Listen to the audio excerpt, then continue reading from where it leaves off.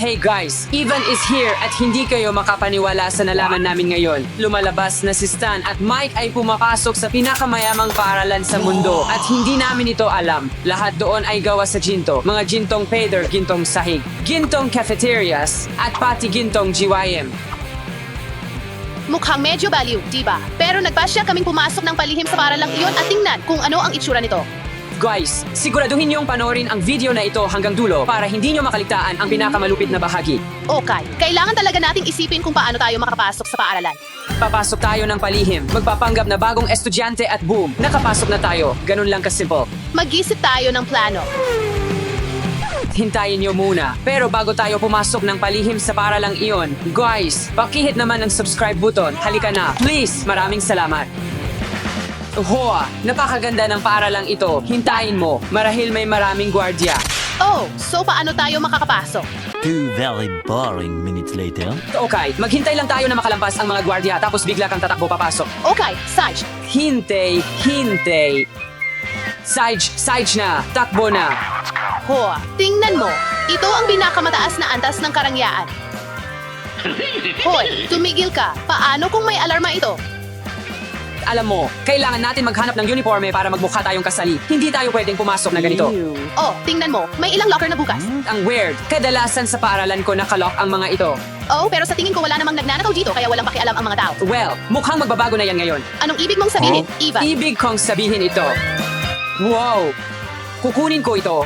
Okay, Ivan, kukunin ko ito. May lahat ng kailangan natin ito. Ang uniform, mga sapatos, mga school bags. Tingnan mo, may mga gintong libro pa dito. Kukunin ko lahat ng kaya ko. Sana makatulong iyon sa pagbabasa ko. Ngayon pwede na tayong mag-blend in. Magpalit na tayo ng damit. Kumusta itsura ko? Well, medyo iba sa estilo mo, pero ito ay ginto at karangyaan. Kumusta naman ako? Para kang milyonaryo. Oh, guys, anong ginagawa nyo dito? Kami ay... Pumapasok lang sa clays. Matagal na nang tumunog ang kampana. Pasensya na, naantala kami sa huling aralin. Pamilyar ang mga mukha nyo. Oh, syempre, pumapasok kami dito araw-araw sa loob ng isang taon na. Saiji, mabuti pang magmadali kayo. Okay, gagawin namin.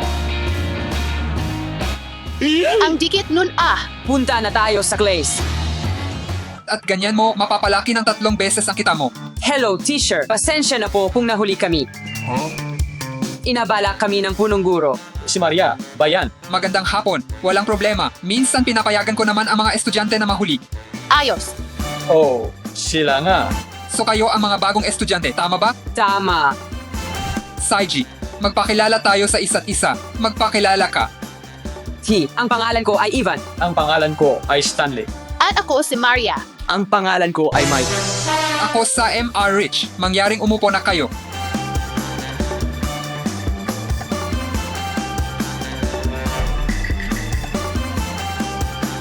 Wow! Ang liwanag dito. Golden School, napaka-astig. Golden School, napaka-astig. Sandali, bakit kayo nandito? Tahimik lang. Gusto ko lang ipakita sa mga subscribers ko ang Golden School nyo. Guys, mag-like kung gusto nyong mag-aral sa paaralang tulad nito. Saig, magpanggap tayo na hindi namin kayo kilala. May utang na loob kayo sa amin, okay? Saig, ituloy na natin ang ating aralin. Ang paksa ay spelling ng mga brand. Ivan, pumunta ka sa Pisara, please. Ako, okay. Pakisulat ang pangalan ng brand na Louis Vuitton. Louis susubukan ko. Louis Vuitton. Wow, 2 pagkakamali sa napakasikat na brand. Ang lakas ng loob mo. How dare you! Pasensya na, hindi ko lang talaga sinusuot ang mga ganito. Ito ay pangunahing kaalaman. Dapat alam ito ng lahat. Ang grado mo ay 2. Umupo ka na. Louis Vuitton.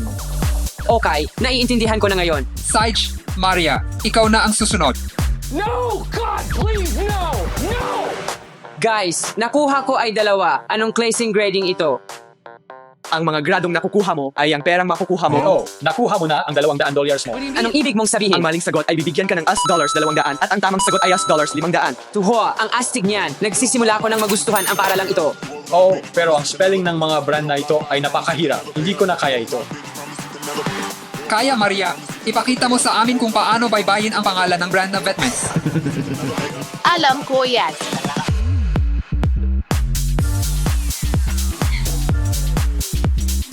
Magaling. Maria. 5 puntos yan. Maupo ka na. Oh, maganda ang 5. As dollars 500 yan. Paano mo nalaman yun? Oh, kasi nakita ko sa Stanley na suot ang isa sa mga shirt na yan. Oh, meron akong mga ganyan. Siguro mga 26 sa collection ko. Ano yung magandang tunog na yan? Oh, kampana lang yan. Pakinggan mo.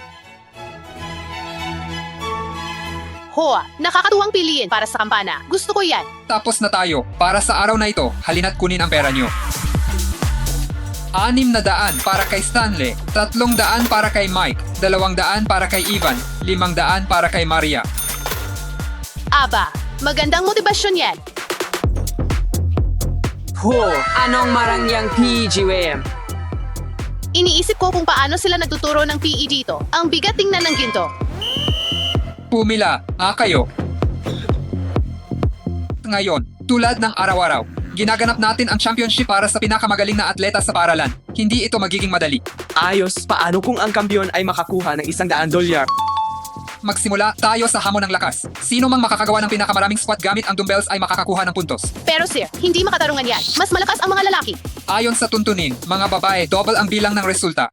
Yan ang gusto ko. Kung hindi makatarungan yan, magiging kampiyon pa rin nila ako. Tama na ang usapan. Side na.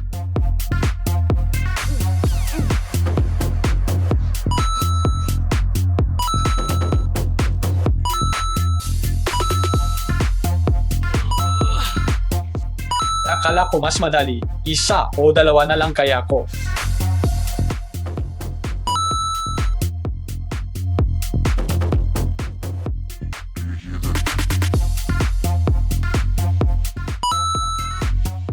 Isa pa. Side na.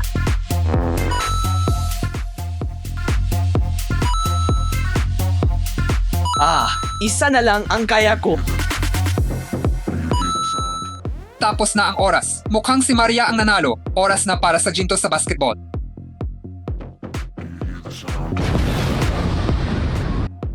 Nope. Side na. Side na. Mas kaya mo pa. Tingnan mo ang gintong tira ko. Sa unang subok, Yuli. Medyo magaling ako dito. Galingan mo. Nice. Tapos na ang oras. Mayroon tayong nanalo, si Ivan. Huling hamon, golden penalty kicks. Ang mananalo ay makakakuha ng puntos at isang gintong sapatos. Ipakita mo kung anong kaya mo. Yeah!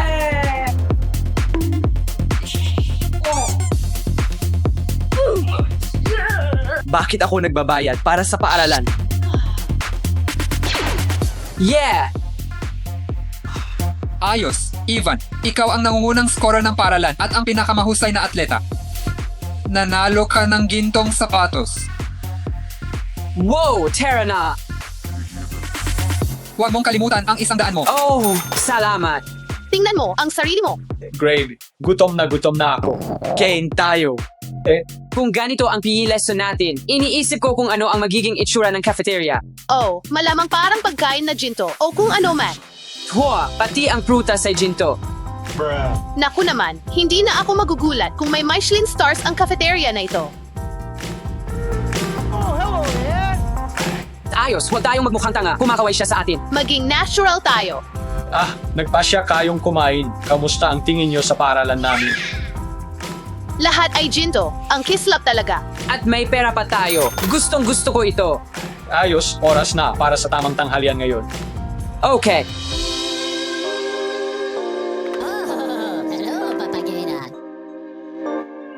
Seryoso, ba kayong kakainin yan? Hindi. Para lang ito sa mga aso namin. Nakalimutan naming bigyan sila. Huwag mo akong takutin. Akala ko seryoso kayong kakainin yun. Naku naman, ano bang akala mo sa amin? Kumakain ng pagkain na ganyan. Ito ang order ko. Isang burger na may golden nuggets, isang side ng fresh, at syempre isang golden donut. Napakaraming ginto yan. Ang sarap tingnan. Ang menu namin ay nangunguna sa linya at inirerekomenda ko para sa inyo ang Wagyu Steak. Talagang isa ito sa mga paborito ko. Heto ang menu namin at huwag kalimutan ang Golden Wagyu Steak. Wagyu, oh, alam ko, Huggy Wuggy, di ba? Ginagawa nilang pagkain ang mga ito. Paano naman ang pangunahing putahe mo? Well, busog na ako. Tingin ko sapat na ang tip na $100. Oh my God, $100. Kita-kits mamaya. Magandang araw. Saij, paalam. Maria, seryoso ka ba? Huwag kang mag-alala. Babayaran ko siya. Saij, sa tingin ko, Pwede bang humingi ng mga talaba? anong meron tayo dito?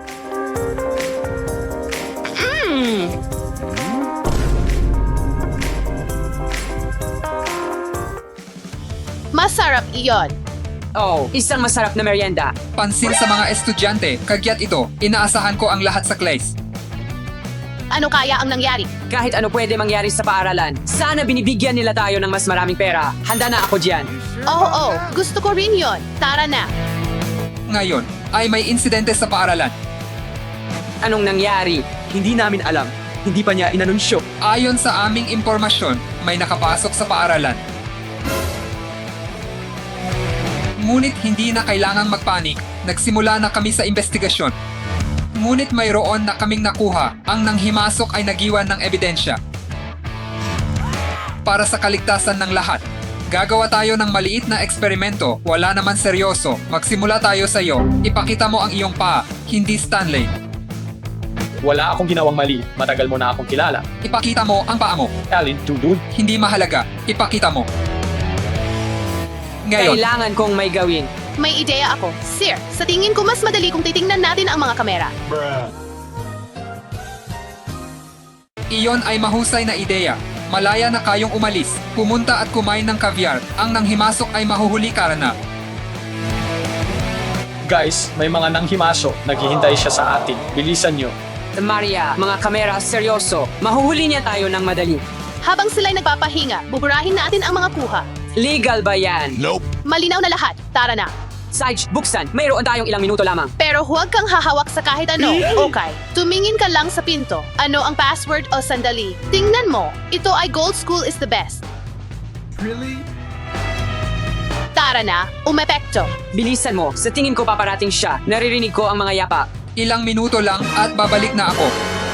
At anong ginagawa niyo rito? Basta, alam mo. Ang ganda ng goldfish mo. Be wide away. Hoy, ang goldfish kayo. Kaya, ano ang paliwanag mo? Gusto lang naming tingnan. Ang paaralan mo, alam mo na. Aha, Sa totoo lang, mabubuting tao kami. kaya ano ang gagawin ko sa inyo na mabubuting tao? Please, huwag mo kaming ipakulong. Hindi, may iba akong gawain para sa inyo. Mas interesante at kapakipakinabang. Ano yan? Hindi naman siguro masama. Much later. Hindi ito masaya talaga. Kahit papaano ay malaya tayo. Pwede pang mas masama. Hindi na namin ulitin ito. Huwag kayong mag-relax. May 3 kwarto pa at ang cafeteria sa unahan. Tara na. Magtrabaho na tayo. Guys, mag-subscribe kayo is.